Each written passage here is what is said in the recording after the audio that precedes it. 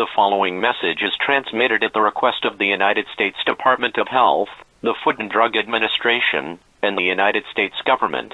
A food contamination warning has been issued for the entire United States due to an unknown deadly toxin being found in many of the chocolates that were recently manufactured for Valentine's Day.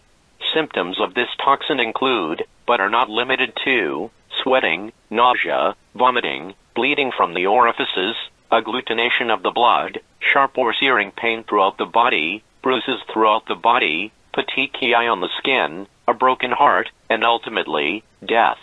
Many casualties have been reported across the United States from ingesting the toxic chocolate or harming themselves from the pain the victim experiences.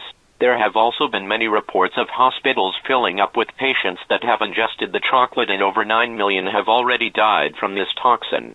This is a very dangerous situation and should be taken seriously. Every resident in the United States are strongly advised to do the following instructions. Avoid any and all chocolates made especially for Valentine's Day. Please take these contaminated products outside so health officials can dispose of them in a proper manner. If you've consumed the contaminated chocolate, please call 911 or head to the nearest hospital for immediate treatment.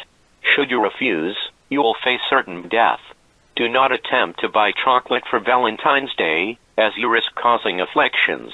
There is a strong possibility that you may be taken to an undisclosed location in order for a cure to be developed.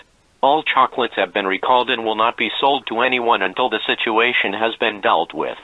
Stay tuned to your local station and media outlets for more information on this dangerous situation.